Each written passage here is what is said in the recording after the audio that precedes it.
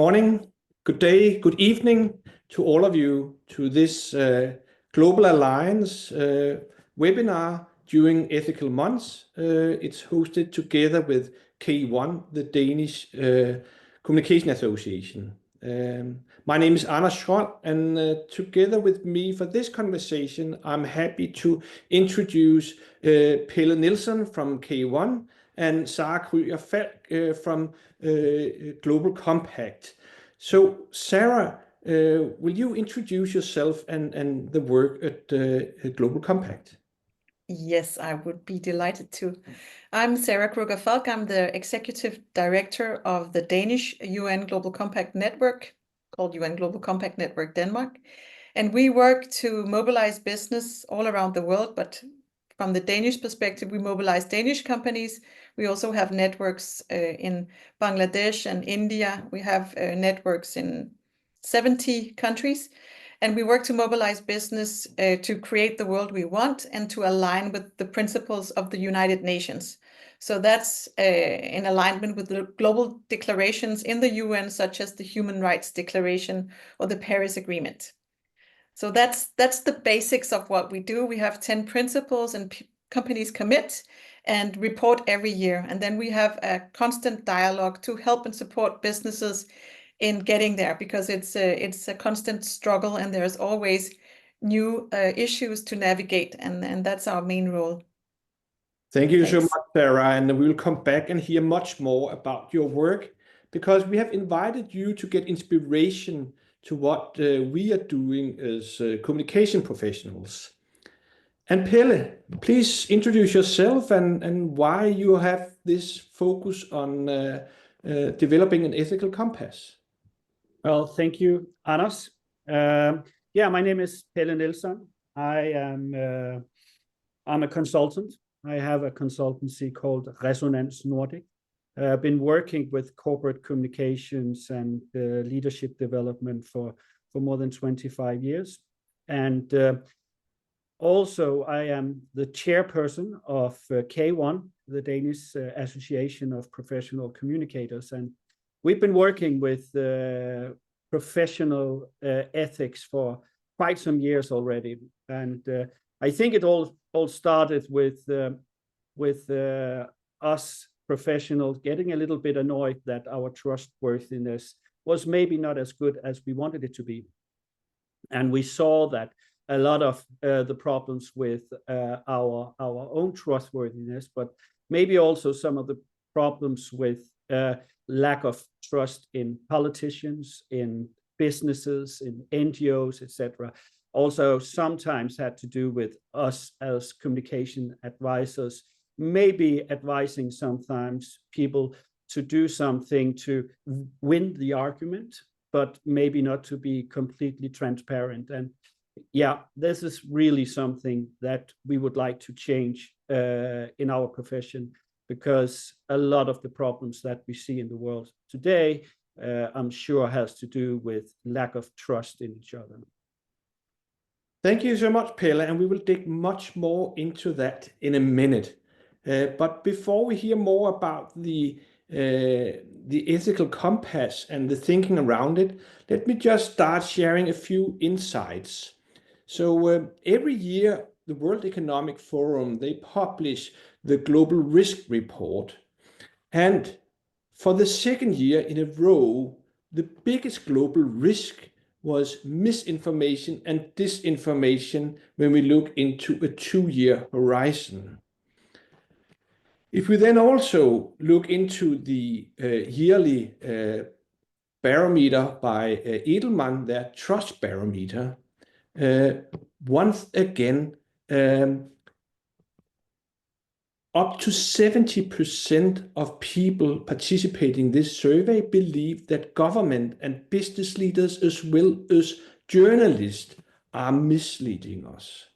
So we have a huge trust problem, and we also have a huge problem that the biggest risk for companies, for societies in the short term, is misinformation and disinformation. And I would like to ask you, Sara, looking into these figures, how does that influence your work at Global Compact? Well, I actually think these figures are very, very interesting. And I also think that I saw some, it would be interesting to see, but I saw that actually businesses are higher on trust than governments and politicians. And I think that has to do with businesses being responsible towards their customers.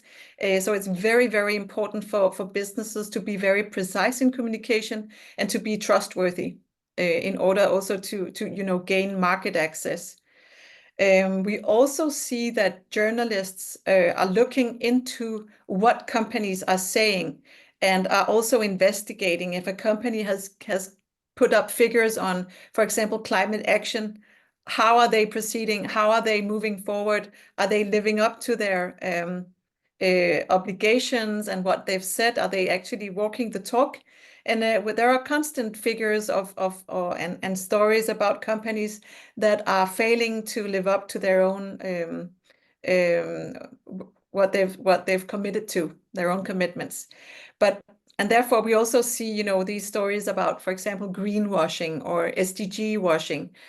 So companies have to be very precise in communication, not saying we're the most sustainable, but rather being precise in what is it you're doing. We have 90% circular economy in our production, or we have reduced our CO2 emissions and equivalents with this and this much in scope 1 and 2, for example. So that you're very precise in the communication, and that makes you trustworthy as a company.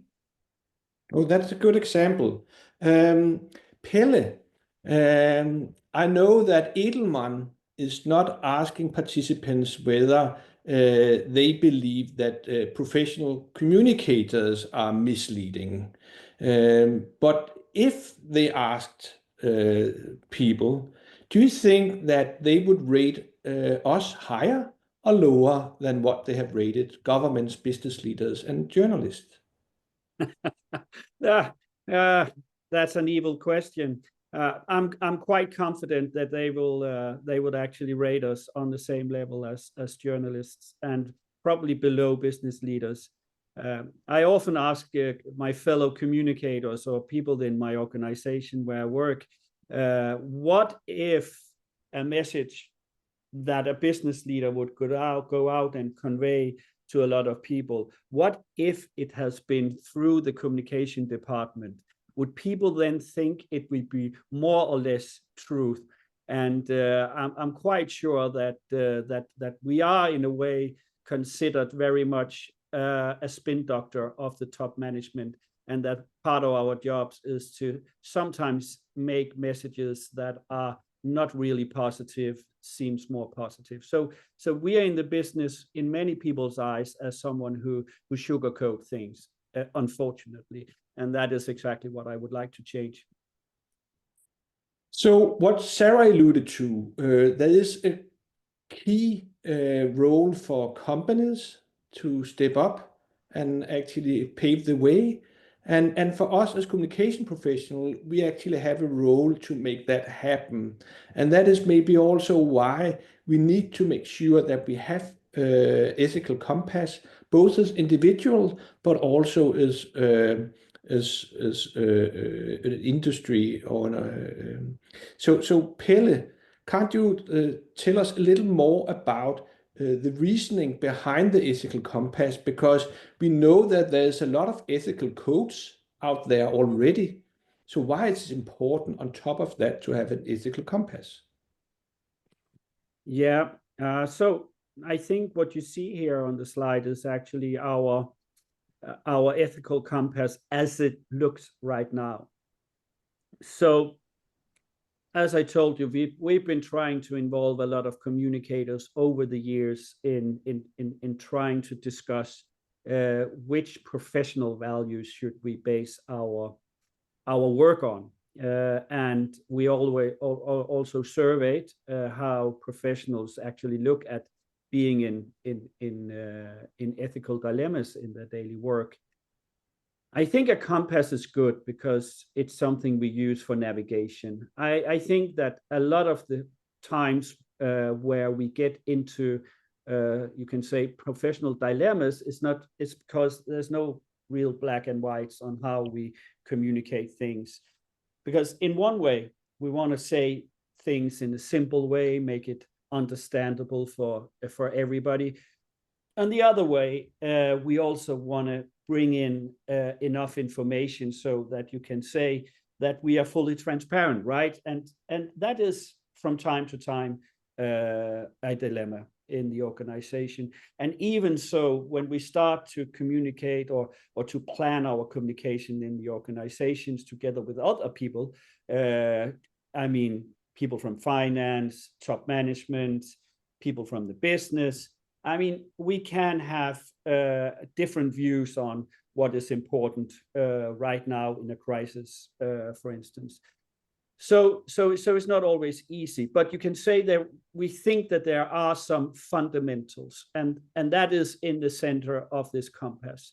We should always strive for openness and transparency. And I actually think that that is the most important thing in the way that the world looks today. I mean, and that doesn't matter when we talk about our products, if we talk about our politics, if we talked about sustainability, we need to be transparent to the outer world. Of course, we should always tell the truth. Of course, I say, but I'll just say when I went to university 25 years ago or more, it wasn't really that simple. So we were taught by some PR professionals that, of course, you shouldn't lie, but you shouldn't be too generous with the truth either. I mean, that's not a necessity. That was what I was taught when I was a young communicator. And today I would say, well, that is, I mean, we cannot continue having that practice. So we should, of course, always tell the truth, even though sometimes it will create some problems for us. Then there's this thing about being sincere, sincerity. I mean, being sincere is being able to say out loud, what is it that I want to accomplish? And people who study like Habermas, who studies democratic conversations, or people who study how to build trust, this is an extremely important factor in communication, that we actually know what the other people in the room they want to achieve. So being sincere in communications is vital. Then, of course, being able to communicate in ways that other people understand. I think this is something that we are quite good at in our profession. This is one thing that is in our core, that we can take technical, complicated things and make them understandable for others. Then creating meaning. You can say in all communication situations, you can make sense or you can do the opposite, and that would be nonsense. And of course, we want to avoid nonsense, but meaning is about how do I, as a reader of a text or a receiver of a message, how does this apply to me in my daily life or my work or whatever? So making that transformation to someone's own life is where we create meaning. And I would say that in our profession for many, many years, and still today, a lot of the communication that we do is mass communication, it's one-way communication, and it's not that often that we sit down and actually are tailoring how can we make sure that people can make meaning, create meaning out of our messages. And that doesn't go without the last point, which is dialogue. And again, you can have a debate. That is one thing. There you'll have a winner and a loser. You can have a conversation or a discussion maybe that is where you try to find, see if we can find a common ground. But dialogue is something actually completely different. Dialogue is where we try to find a better solution together than we could find if we were there just on our own. So dialogue is a new way of thinking of how to interact with our stakeholders, and at least the ones of us who have worked also quite a bit with crisis and crisis communication, that used to be, how can I control this crisis? This is a new paradigm where we want to say, this is not about controlling, it's about interacting with all our stakeholders to figure out solutions that are sustainable in the future. And then I say, what is it then we need to be able to deliver on this? Because this doesn't just show up on its own. I mean, it takes something. And that is what we have in the outer circle in our compass. It takes professionalism, meaning this is something that that someone teaches us at university or in our school, is something that we always highlight in our communities, I mean, at work, between fellow professional communicators. We need to be professional. We need to have integrity. It probably takes coaching, especially for young communicators, to find their way and how to make professional ethical choices in the right way. It takes the right culture. I mean, this is about changing the culture where we want to control things and develop a culture where we are much more open to input and to engage in dialogue with others. It's also about capabilities.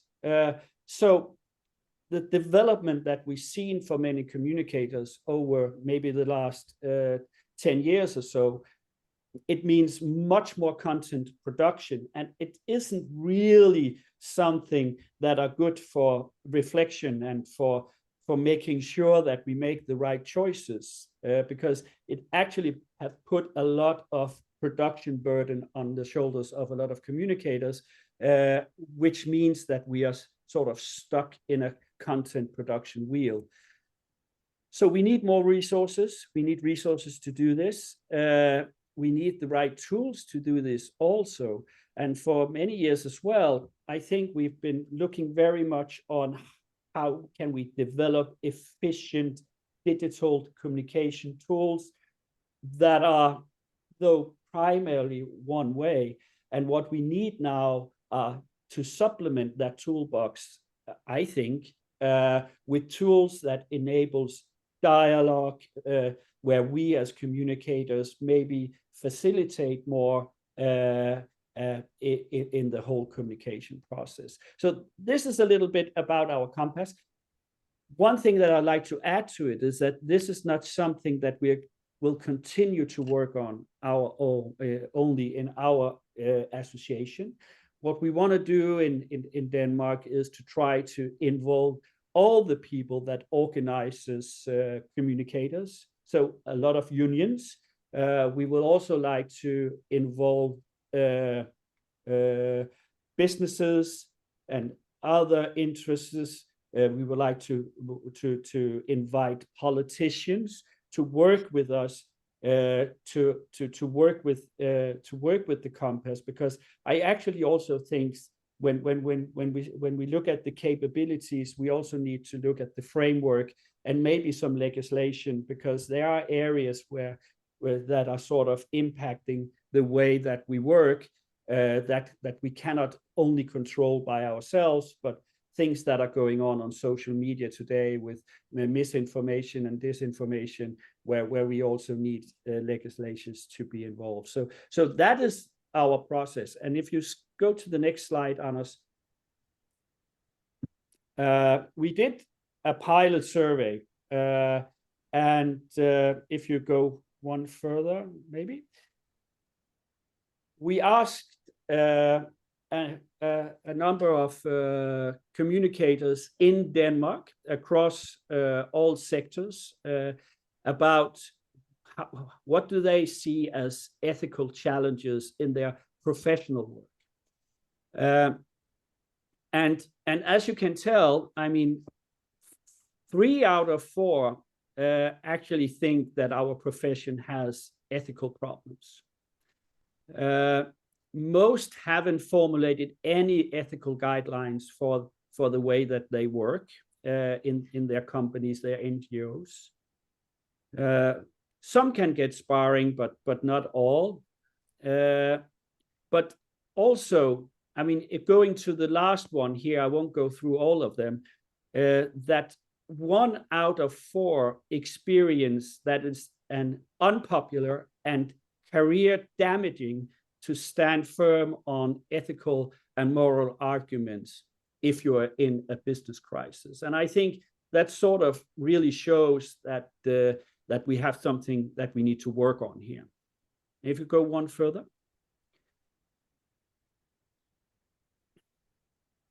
So because of that, we also looked a little bit deeper into the complexity in crisis situations. And because how do we then handle this? And one thing is that most communicators, they think that that the crises that we experience today are much more complex to handle. What made me happy was that half, they say in this survey, that they have been more open and searching for dialogue in crisis situations during the recent years. So maybe something is actually happening within that area. But still, again, 1 out of 4 are continuously experiencing that some kind of pressure in their organization to communicate in ways that are considered manipulation and concealment. So maybe if you are optimistic, we might see a movement towards more openness and more dialogue with our surroundings. But still, it seems that we are also up against some tough structures in our companies and organizations. Thank you so much, Pelle. It's really inspiring to listen to, and I'm sure that some of the participants might also have more specific questions to your compass and maybe how they could contribute. So please feel free to use the chat or the Q&A button, and we will, in the end of the presentation, make sure that we cover the questions that comes in. Sara, a few years ago, I was working for a global pharmaceutical company, and we were back then faced with an ethical problem. One of our products was misused by American prisons for capital punishment, and it was definitely against what we stand for and our values. But it was also difficult for us actually to find a solution. And we found inspiration at the Global Compact and some of your good practice notes. It wasn't because we just could look into your files and see here is, documentation what to do if you face a problem with a pharmaceutical product. It was product misuse in general. I think some of the example was about terrorists using cars from a car manufacturer, but it was quite helpful. And that's one of the reasons why we invited you to join the conversation today, to see if we can use some of the experience you have working with some general principles, but also a lot of tools and practices around it to support the organizations you help. So please share a little more about UN Global Compact and your work. Thank you so much. And I think it's very interesting to also hear your perspectives, Pelle, because what I see now, if you just take the next slide, what we see now is a world that's changing at a very, very rapid pace.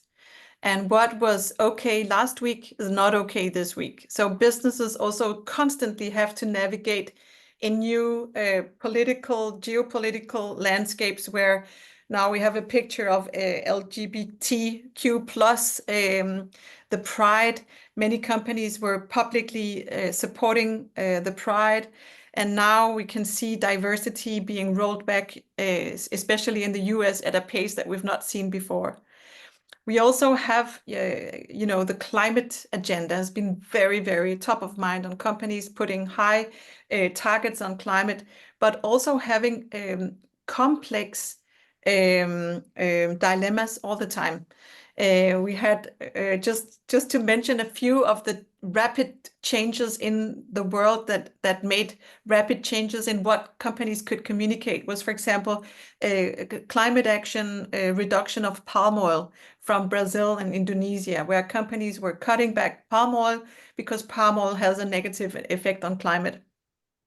And then some companies were buying sunflower seeds from Russia some years back, and that was their solution to that. And suddenly, with the invasion of Ukraine and the war there, they had to roll back all activities in Russia and had to go back to buy palm oil from some of the markets that they had phased out. And what I also see is that very often there is a clash between communicators in the companies that want very clear, very simple communication, very simple taglines, and where some of the sustainability professional needs it to be more complex, more detailed, more explanatory, because it is always complex. We've had a lot of challenges. I just mentioned some with climate, but we also have in human rights going on, and some of these challenges are so complex and very difficult to explain. And even though the company is doing a lot, it can be very, very difficult to make a correct, very short and simple answer or a statement on the website. And I think that's a big problem for communicators and also for the companies to be trustworthy, because you want just to communicate something. And if it's very complex, you need to have a lot of details that might not be so useful for a sharp communication. So this is the world right now. We are experiencing, well, for me, I think what has been going on for the last month since the inception of Trump goes beyond what I was able to imagine, and I would not have thought the rapidness of what's been going on. So just to give an example of that is that companies are also really experiencing that something that they would have communicated very clear last month, they have to roll back. So I'm also going to bring an example on diversity, because that's really top of mind on many companies. They're actually being asked, and I had a conversation with my Spanish colleague yesterday, because they're obliged, Spanish companies are obliged to work for diversity in their companies. And they have been sent a letter from the US embassies to reduce those commitments. And suddenly, how do you communicate a dilemma like this? You've been doing something, you're obliged to have targets, but at the same time, if you want to stay on the US market, you have to roll them back.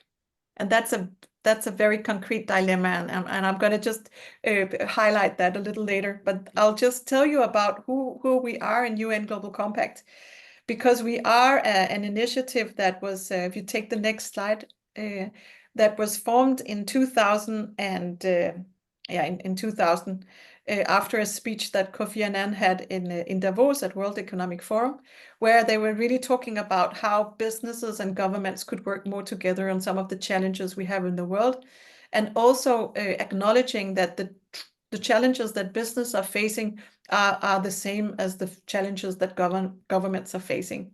So to have a human face to the global market, and really also to have a platform where the UN can engage with businesses. So they formed after that the UN Global Compact, which is an initiative under the Secretary General of the UN, where we mobilize business and where business can commit to 10 principles of responsible business acts. And I think that's the next slide.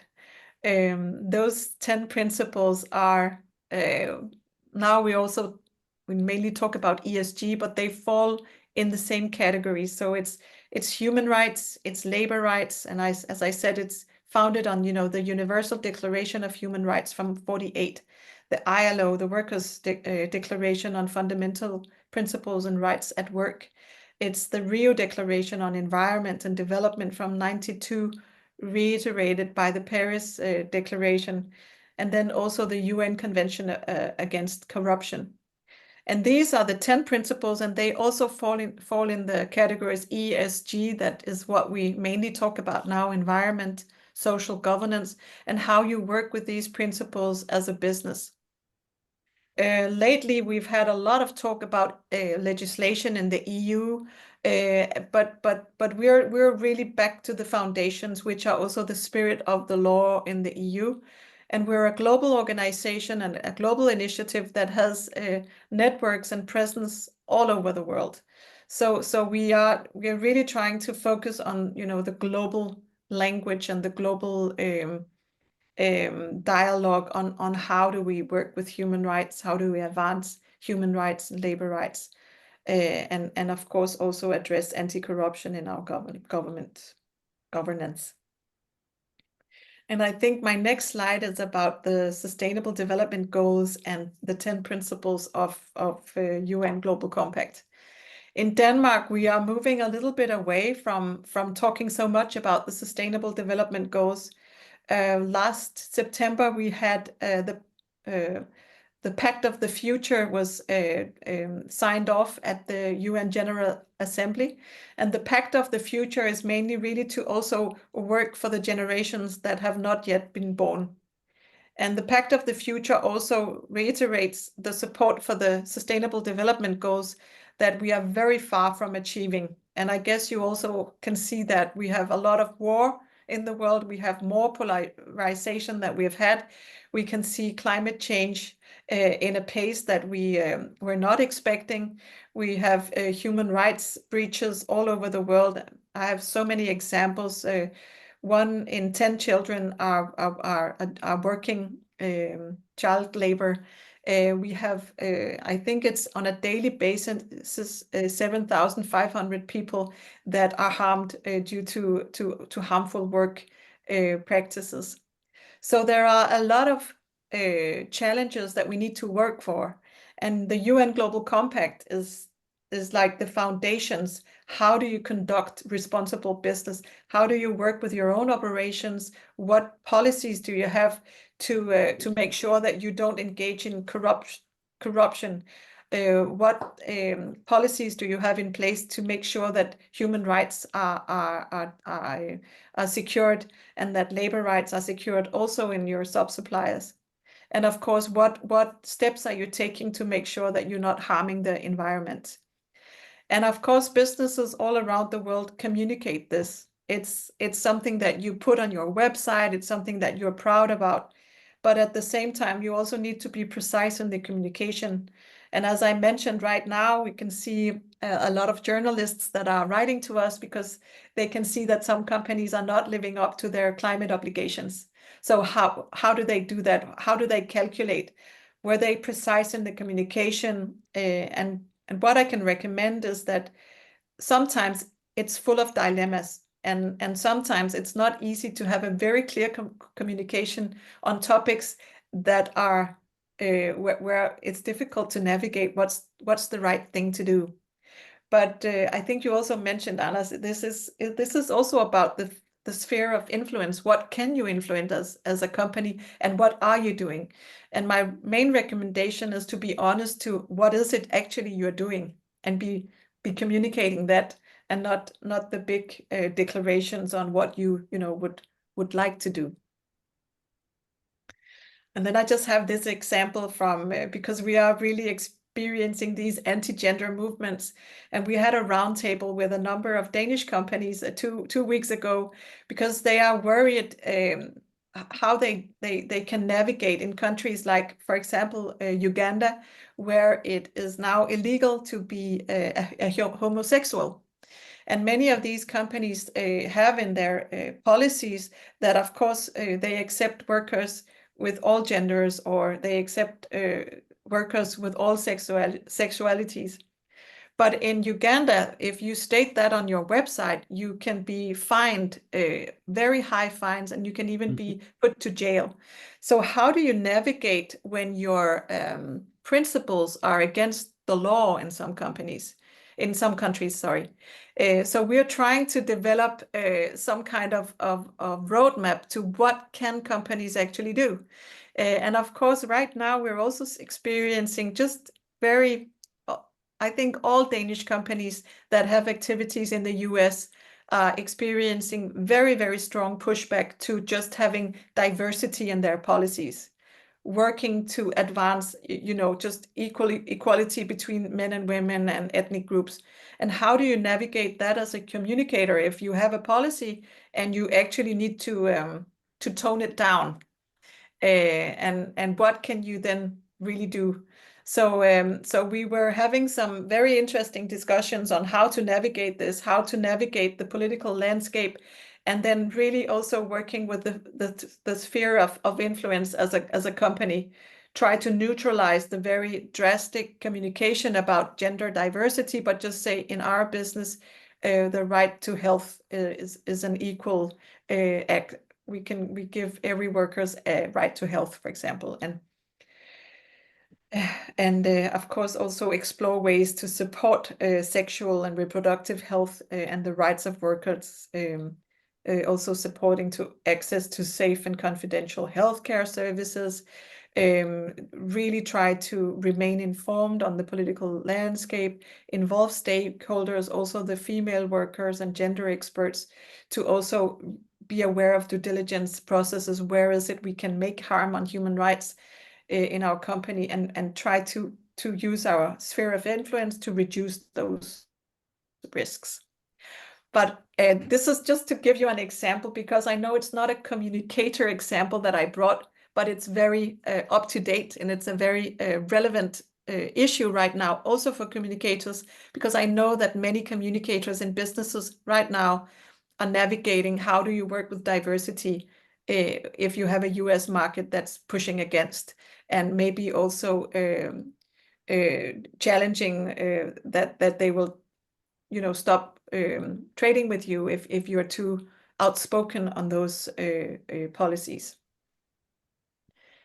I Thank think you. that's my last slide, but I'm just trying to take some examples from the real world that I think many communicators might be challenged with right now.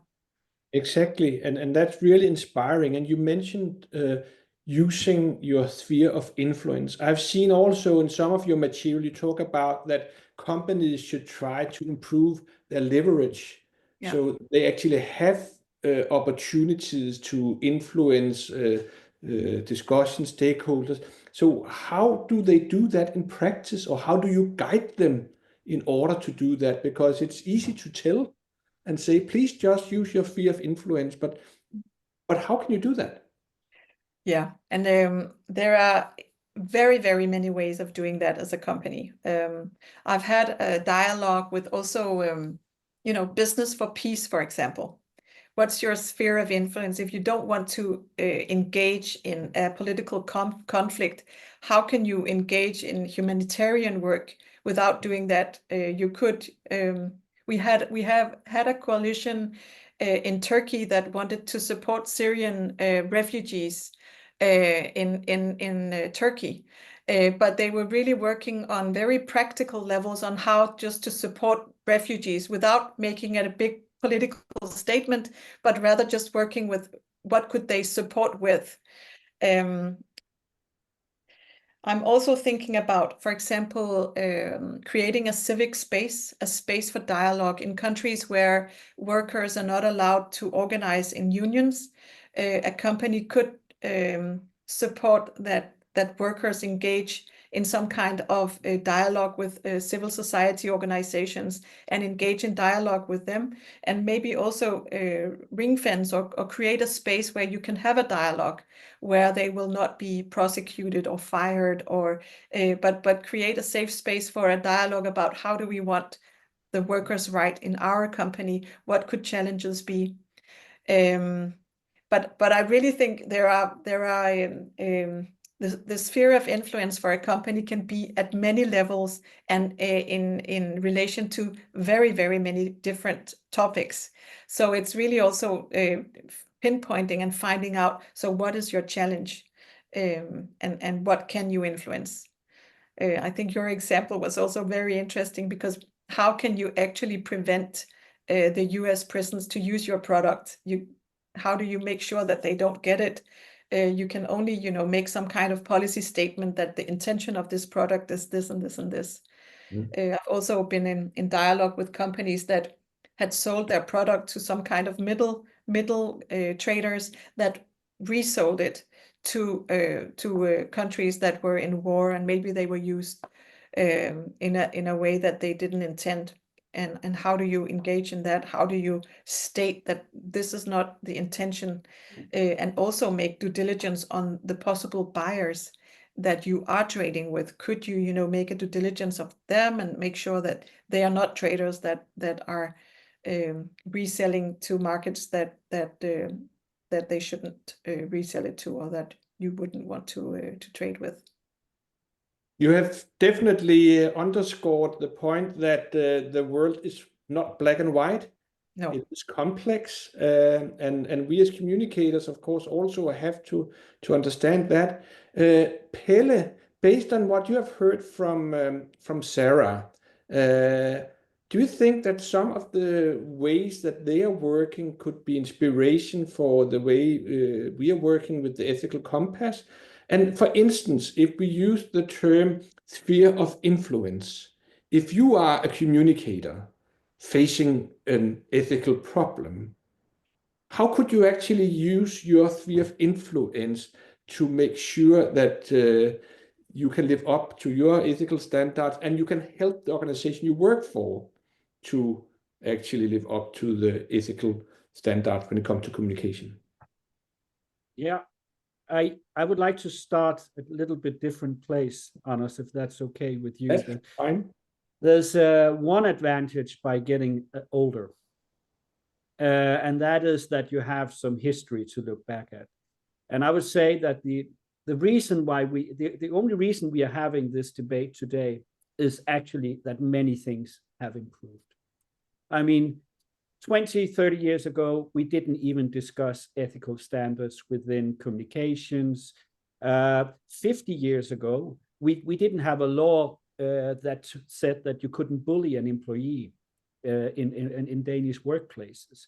So ethical standards is something that has been on the rise for many, many, many years. And I only see one way that the world is moving, and that is actually towards a better place.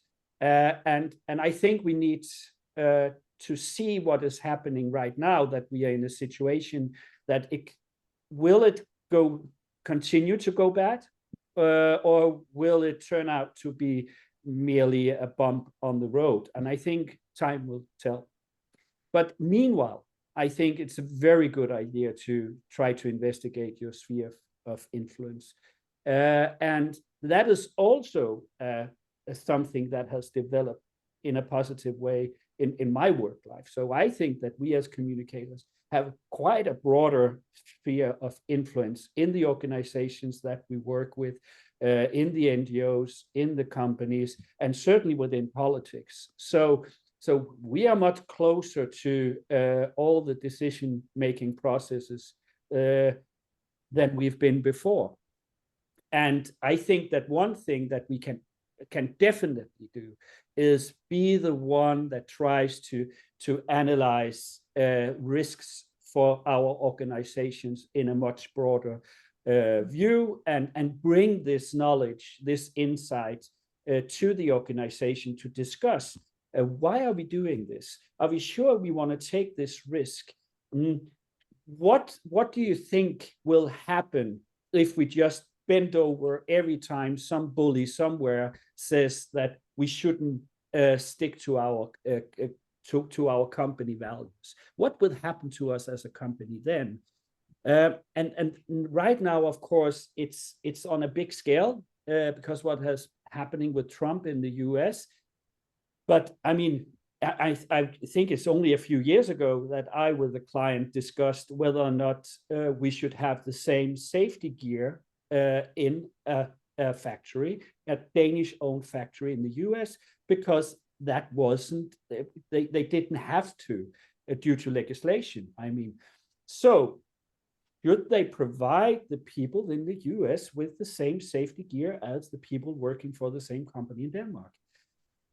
Luckily, of course, management said, yeah, goes without saying, of course they should, because this is not really about business.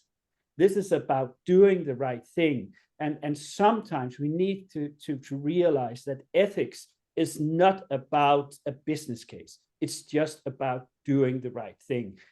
Child labor, it's not about should it pay off or not, doing it or not. No, we shouldn't, of course, do it. And I think there's a lot of areas here where we can influence things by lifting the argument in our organizations. And then I was inspired a lot about everything you said, Sarah. I think having a little bit more, or at least developing good practice notes where we sit down and discuss the dilemmas. Because as you say, Anders, also, and you said it as well, Sarah, the world is somewhat complicated. We have a lot of dilemmas, and it takes time sometimes to figure out what are the right thing to do. So just another quick example from just a month ago, working for another company. So they are extremely good at making production processes more sustainable. An issue could then be that it is within palm oil production, which has a lot of problems with biodiversity, and so the production of palm oil itself adds to a negative sustainable agenda. But then palm oil is still a part of the solution when we talk about how to feed a growing population in the future. So there's a lot of dilemmas involved in this. Is it the right decision to do this business, and how do we communicate about it? And at the end of the day, I don't think that there's any solutions but to be very transparent about what is it that we do, what did we base this business decision on, and be completely transparent about it, and then take the argument with our external stakeholders. When we look at the Danish Association of Journalists, they have added to their media ethical guidelines a lot of good practice notes about how do we cover suicide, for instance. It's very clear how to when journalists are taken hostage if they're somewhere where there's a conflict in the world. How do we do that? And it's quite well described, all the dilemmas and what are actually the suggestions to do that. But then again, there's also down the line of what you're talking about, Sarah, working on the area of legislation, working with the governance part of it, and some kind of certification. So, it could be agencies, could be companies. So if we want to work in an ethical way, how do we actually then do it, and how do we document it? And maybe also, where can we go if we want to complain about something? Some kind of communication council or something that can go in and judge from time to time. So I think there's a lot that needs to be done if we really want to regulate this area. Mm-hmm. Then Sarah, you alluded to that it's really critical for companies how they communicate about sustainability issues. And we can also see that there might be different standards. So if a company was claiming the same as what a government official or policymaker is doing, they would probably in Denmark get a fine. if you are an NGO, your license to operate might also be different from a company.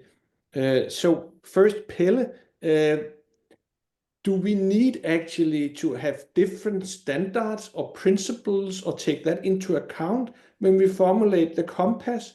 Or if you are a communicator, no matter if you work for a politician or an NGO or company, the same things applies?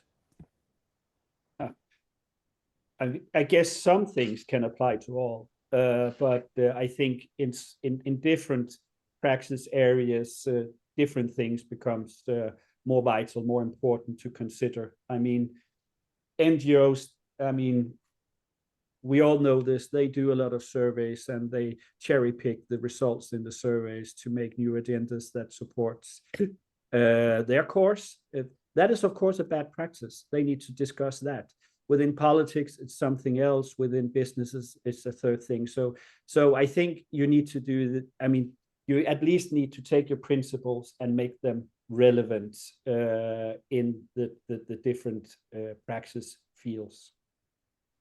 And Sara, do you differentiate between the different type of members you have, or is it the same that applies for all?